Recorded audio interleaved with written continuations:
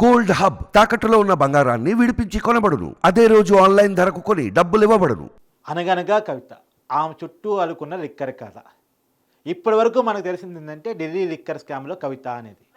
ఇప్పుడు కొత్తగా వినిపిస్తున్న రాజకీయ విమర్శ ఏంటంటే ఢిల్లీ లిక్కర్ స్కామ్ను మించిన ఏపీ లిక్కర్ స్కామ్ ఒకటి ఉంది అని. అసలు ఏపీ లిక్కర్ స్కామ్ ఏంటి, దానికి కవితకున్న లింక్ ఏంటి, ఏపీలో అధికారంలో ఉన్నటువంటి వైసీపీ చేసిన లిక్కర్ స్కామ్ ఏంటి, ఇది రాజకీయ వర్గాల్లో చర్చ. అదే మీకు వినిపించే ప్రయత్నం చేస్తాను. వాస్తవానికి ఏపీ లిక్కర్ స్కామ్ ఏంటి అనేది ఫస్ట్ మాట్లాడుకుంటే భూములు, గోల్డ్ మెడల్లు, ప్రెసిడెన్షియల్ గోల్డ్ మెడల్లు, పవర్ స్టార్లు, స్పెషల్ స్టేటస్లు, ఇవన్నీ ఏంటి అనుకుంటున్నారా? ఏపీలో దొరికే మద్యం బ్రాండ్ అండి. వాటి పేర్లు ఇవి. మీరు కోరుకునే బ్రాండ్లు కాకుండా వాళ్ళు అమ్మే బ్రాండ్ మాత్రమే అవైలబుల్. అది కూడా ఫోన్పేలు ఉండవు, గూగుల్ పేలు ఉండవు, ఆన్లైన్ ట్రాన్సాక్షన్సే ఉండవు, కార్డు ఉండదు. కేవలం డబ్బు కొట్టు మద్యం పట్టు అన్నట్టు కొన్ని సంవత్సరాలుగా సాగిన మద్యం వ్యాపారం, దాని చుట్టూ సంబంధించిన అడ్డగోలు సంపాదన, ప్రజల ఆరోగ్యాన్ని పణంగా పెట్టి ప్రజల జేబులకు చిల్లులు కొట్టి సంపాదించిన అడ్డగోలు సంపాదనలో వచ్చిన వ్యవహారమే AP liquor scam. AP liquor scam మీద వచ్చే ఆరోపణలు ఎవరివి? మిథున్ రెడ్డి గారికి సంబంధించినటువంటి, విజయసాయిరెడ్డి గారికి సంబంధించినటువంటి వ్యాపారాలు ఇవన్నీ. వీటి నుంచి పెద్ద ఎత్తున డబ్బును కొల్లగొట్టారు. ఆన్లైన్ పేమెంట్స్ లేకుండా మళ్ళీ మద్యం అమ్మిందంతా సర్కారీ మద్యం దుకాణాల్లోనే.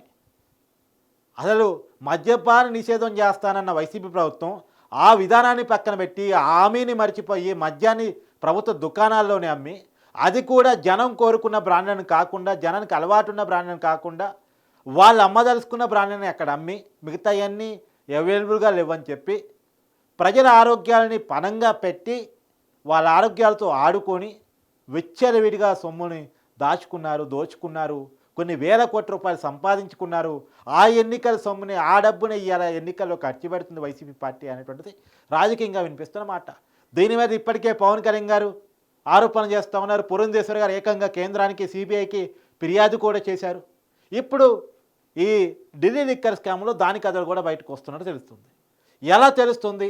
ఈ ఢిల్లీ లిక్కర్ స్కామ్లో కూడా వైసీపీ నాయకులు ఉండబట్టి తెలుస్తుంది. శరత్ చంద్రారెడ్డి, విజయసాయిరెడ్డి అల్లుడు, మాగంటి రాఘవ, మాగంటి శ్రీనివాసరెడ్డి కొడుకు. అంటే ఆయన టీడీపీలో పోయాడు, అది పక్కన పెట్టేస్తే వైసీపీ ఎంపీ, మాజీ ఒంగోలు ఎంపీ, ఇప్పటికి సిట్టింగ్ ఎంపీనే. అతను టీడీపీ నుంచి పోటీ చేస్తున్నాడు ఈసారి. సో వీళ్ళంతా వైసీపీ నాయకత్వం కూడా ఢిల్లీ లిక్కర్ స్కామ్లో ఉండటం వల్ల, అందులోనూ విజయసాయిరెడ్డి కీలకమైన నాయకుడు వైసీపీకి, వాళ్ళ అల్లుడే ఉండటం వల్ల, సో కవిత ఢిల్లీలోనే కాదు వైసీపీ నాయకులతో సంబంధాలు మెయింటైన్ చేస్తూ ఏపీలోనూ లిక్కర్ వ్యాపారం చేశారనే ఒక అనుమానం లేవనెత్తా ఉంది. దీని మీద ఎంక్వైరీ జరగాల్సిన అవసరం అయితే కనపడతా ఉంది. ఇప్పటికైతే రాజకీయ ఆరోపణే, ఎంక్వైరీ చేసి నిజాలు తేల్చాల్సిన అవసరం ఉంది. సరే, కవిత పాత్ర ఏ మేరకు అనేది పక్కన పెడితే మాత్రం పెద్ద ఎత్తున కొన్ని వేల కోట్లని, ఇది కేవలం 100 కోట్ల డీల్ మాత్రమే ఢిల్లీ లిక్కర్ స్కామ్ అనేది. కానీ అంతకు మించిన స్కామ్, కొన్ని వేల కోట్ల రూపాయల చేతులు మారినటువంటి స్కామ్ ఏపీ లిక్కర్ స్కామ్ అనేటువంటిది రాజకీయంగా వినిపిస్తున్నమాట. ఢిల్లీ లిక్కర్ స్కామ్ మీద ఏ రకంగా అయితే ఎంక్వైరీ జరిగిందో ఏపీ లిక్కర్ స్కామ్ మీద కూడా అలా ఎంక్వైరీ జరగాలి. అలా ఎంక్వైరీ జరిగితే కేవలం మిథున్ రెడ్డి లేదా కేవలం విజయసాయిరెడ్డి మాత్రమే కాదు, జగన్మోహన్ రెడ్డి వరకు ఈ పాత్ర ఉంటుంది. ఎందుకంటే ఢిల్లీ లిక్కర్ స్కామ్ను రూపొందించిన ముఖ్యమంత్రి కేజ్రీవాల్ ఎలా అరెస్టయ్యారో ఏపీ లిక్కర్ స్కామ్ను రూపొందించిన జగన్మోహన్ రెడ్డి గారికి కూడా అదే పరిస్థితి పడుతుంది అనేటువంటిది రాజకీయంగా ప్రతిపక్షాలు చేస్తున్న ఆరోపణ. దీని మీద ఎంక్వైరీ కావాలని ప్రతిపక్షాలు డిమాండ్ చేస్తున్నాయి. అయితే దీంట్లో నేరం ఏంటి, నేరం తీవ్రత ఏంటి, నిజంగా నేరం జరిగిందా లేదా పక్కన పెడితే ప్రతిపక్షాలు చెప్తున్న కొన్ని మాటల్లో కొన్ని నిజాయితీ కనపడుతూ ఉన్నాయి. వాళ్ళు నమ్మిన బ్రాండ్లు కనపడుతున్నాయి. ఆ బ్రాండ్లు మాత్రమే దొరకటం కనపడింది. ఆ బ్రాండ్లు జనం ఆరోగ్యాన్ని కొల్లగొట్టడం కనపడింది.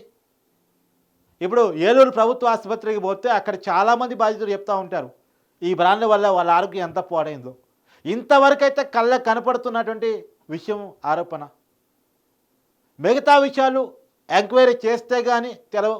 కాకపోతే మొన్నటి వరకు వైసీపీకి, బీజేపీకి ఉన్నటువంటి సంబంధాల మేరకు ఎంక్వైరీ జరగలేదని చాలామంది భావిస్తూ ఉన్నారు. రేపు కనుక వైసీపీ ఓడిపోతే, కూటమి అధికారంలోకి వస్తే, ఒకవేళ కేంద్ర దర్యాప్తు సంస్థలు చేసినా చేయకపోయినా ఏపీ మధ్య కుంభకోణాల మీద, ఆ స్కామ్ మీద ఖచ్చితంగా కూటమి ప్రభుత్వం, చంద్రబాబు ముఖ్యమంత్రి అయితే ఖచ్చితంగా ఎంక్వైరీ జరిపిస్తాడు అనేది రాజకీయంగా వినిపిస్తున్న మాట. ఇప్పటికే చంద్రబాబు చెప్తున్నాడు, నేను ఖచ్చితంగా ఈ ప్రభుత్వంలో జరిగిన కుంభకోణాల మీద ఎంక్వైరీ చేపిస్తాను. ఎందుకంటే ఆల్రెడీ చంద్రబాబు మీద 60 రోజుల కాలంలో 6 కేసులు పెట్టి 50 రోజులు పైగా జైల్లో ఉంచి బెయిల్ రాకుండా చాలా విస్తృత ప్రయత్నాలు చేసినటువంటి వైసీపీని వదిలిపెడతాడు సహజంగా చంద్రబాబు? వదిలిపెట్టాడు. ఖచ్చితంగా ఈ లిక్కర్ కథ ఏంది, ఈ లిక్కర్ కథలో ఎవరెవరు ఇరుక్కున్నారు, ఈ కథలో పాత్రధారులు ఎవరు, సూత్రధారులు ఎవరు అనేది మొత్తం తెరిచే ప్రయత్నం చేస్తాడు. తేల్చాడు కూడా. ప్రజాధనాన్ని ప్రజాప్రతినిధిగా ఉండి కాపాడాల్సిన పరిస్థితిలో ఉంది. ప్రజల ఆరోగ్యాన్ని ప్రదంగా పెట్టి ప్రజల ధనాన్ని లూటీ చేసే ఎవరైనా సరే శ్రీకృష్ణ జన్మస్థానాన్ని చూడాల్సిందే, జ్ఞానబోధ తెచ్చుకోవాల్సిందే, పనిష్మెంట్ అనుభవించాల్సిందే. దానికి ఎవరు మినహాయింపు కాదు. ఇప్పుడు బీఆర్ఎస్ పార్టీ అధికారం నుంచి కోల్పోగానే వాళ్ళ అక్రమాలన్నీ ఒక్కొక్కటిగా బయటకు వచ్చి వాళ్ళ కుటుంబం జైలుకు పోయే పరిస్థితి అది చూస్తూ ఉన్నాం. ఇప్పుడు ఆధారాలు లేకపోతే బెయిల్ వస్తుంది, రేపు పొలిటికల్ వాళ్ళు మాట్లాడుకోవచ్చు. ఇవాళ వరకైతే ఢిల్లీ లిక్కర్ స్కామ్లో క్లియర్ కట్ ఎవిడెన్స్ ఎంక్వైరీ సంస్థలు ప్రొవైడ్ చేస్తున్నాయి కాబట్టి వీళ్ళకి బెయిల్ కూడా రావట్లేదు. కవితకు బెయిల్ రావట్లేదు, కేజ్రీవాల్కి బెయిల్ రావట్లేదు, 19 నెలలుగా మనీష్ సిసోడియాకి బెయిల్ రావట్లేదు. అధికారం ఉంది కదా అని అడ్డగోలుగా చేస్తే పరిస్థితి ఇలానే ఉంటుంది. ఇప్పుడు ఇదే విషయాన్ని రేపు వైసీపీ నాయకులు కూడా ఆలోచించుకోవాలి, వాళ్ళ పరిస్థితి ఎలా ఉంటుందో. ఇదంతా వినపడే విజయసాయిరెడ్డి వాళ్ళు ఆల్రెడీ పొలిటికల్ డెసిషన్ తీసుకున్నాడంట. వైసీపీ గెలిస్తే వైసీపీలో ఉంటాడు, లేకపోతే చల్ టు బీజేపీ పోతే కొద్ది రక్షణ ఉంటుంది అనేది విజయసాయిరెడ్డి ఆలోచిస్తున్నాడంట. మరి పొలిటికల్గా ఏ మార్పులు తీసుకొస్తుంది, రేపు ఎన్నికల తర్వాత ఏం జరగబోతుంది అని చూడాల్సింది. కానీ ఖచ్చితంగా ఏపీ లిక్కర్ స్కామ్ని తవ్వటం మొదలు పెడితే అది చాలా ఈ ఢిల్లీ లిక్కర్ స్కామ్ను మించిన కథ. ఇప్పుడు వాస్తవానికి ఏంటంటే ఢిల్లీలో తీగ లాగితే కవిత వరకు వచ్చాగింది, కాగిత దగ్గర తీగ లాగితే ఇప్పుడు ఏపీ లిక్కర్ స్కామ్ బయటపడుతూ ఉంది. దాని మీద ఆరోపణ వినిపిస్తూ ఉంది. మరి చూడాలి ఈ లిక్కర్ కథలు ఎక్కడి వరకు పోతాయో. అసలు ప్రజల్లో మద్యాన్ని మానిపించాల్సింది, మద్యం లేకుండా చేయాలని చెప్పేసి ఒకవైపు హామీలు ఎన్నికల్లో ఇచ్చుకుంటూ ఈ మద్యంతో వ్యాపారాలు చేసుకుంటూ ప్రజల ఆరోగ్యాన్ని పాడు చేసుకుంటూ జనాన్ని ఇబ్బంది పెట్టుకుంటూ జనం ఆరోగ్యాన్ని చిత్రం చేస్తారు, వాళ్ళ బతుకుని చిత్రం చేస్తారు. తర్వాత అదే డబ్బులతో సంక్షేమం ఇచ్చేసి సంక్షేమం ఇచ్చాం అని చెప్తారు. సంక్షేమం ఇచ్చేది 2 మార్గాల ద్వారా. ఒకటి మద్యం దాపిచ్చి ఇవ్వటం, దాని ద్వారా వచ్చే డబ్బుని సంక్షేమ రూపంలో పంచడం. 2 అప్పులు చేసుకొచ్చి ఇవ్వటం. ఈ 2 తప్పే. ఆదాయాన్ని సృష్టించి ఇవ్వాలి, సంక్షేమం ఇవ్వాలి, ఆదాయాన్ని సృష్టించి ఇవ్వాలి. కానీ గత 5 సంవత్సరాల కాలంలో వైసీపీ ప్రభుత్వం ఆదాయాన్ని సృష్టించి ఇవ్వట్లేదు. సంక్షేమ పథకాలు 2 మార్గాల్లో ఇస్తుంది.